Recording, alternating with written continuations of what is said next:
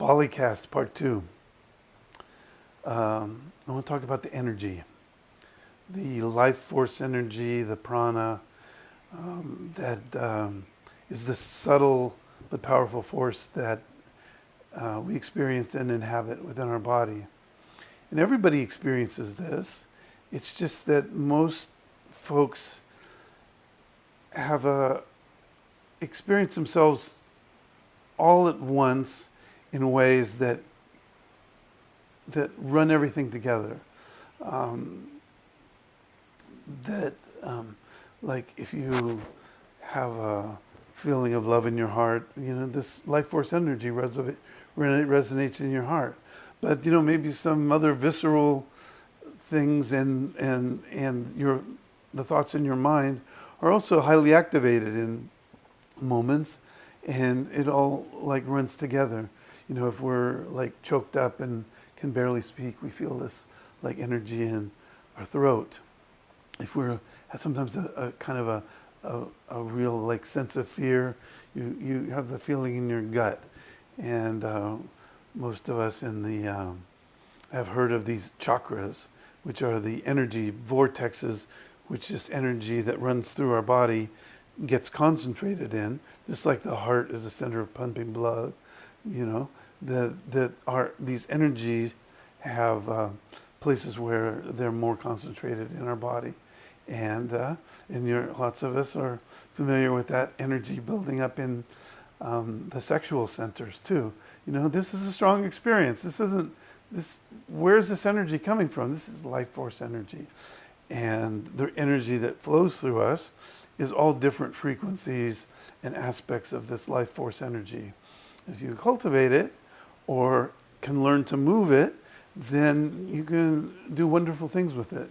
And Tantra is all about this, the kind of energetic Tantra, whether it's sexual Tantra or the Tantra of the Shakti, the energy in our bodies. Then it's possible to approach spirituality and self-development toward cultivating this Shakti. Breath work can be a big part of this for some people. I'm too lazy, but sometimes I do. Energy follow the main thing to know is energy follows intention. So if you concentrate on your throat or on your heart or on your third eye, the energy tends to move there. Even it's flowing through our hands. If you feel the energy in your hands, you can transmit the energy with your hands. And when you hug someone, the energy merges and transmits. It's possible to hug with a lot of energy, and sometimes you can feel it if you hug somebody that's not connecting with their energy because it's just a body. So one thing to do is to be aware of the energy. Feel your own energy. Feel the energy of others and everyone's presence. Somebody might be very outwardly beautiful, another person not so much, but still we feel their presences. We feel their presences, and it also gets mixed up with how we feel about them, our ideas about them. Feel the energy of people, feel the energy hugging people, feel your own energy, feel the energy of any environment that you're in. You can feel the vibes of what accumulates in a place, because what happens over and over in a place, whether it's a temple or a church, that energy is present. You can feel the energy. Be careful about being places where it's not good energy. So the point is, pay attention to the energy in your life.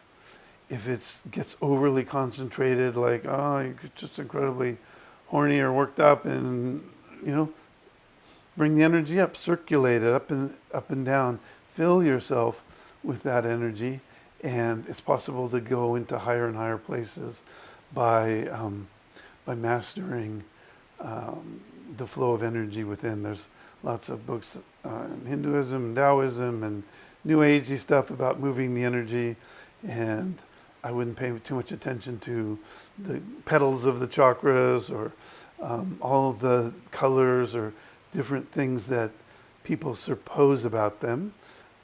You can deal with that on a more abstract level, unless you're one of these visionary people that works that way. But a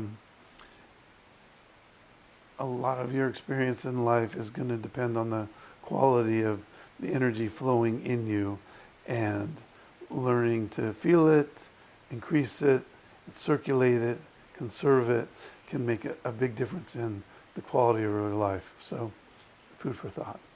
Mm-hmm. Wishing you good energy.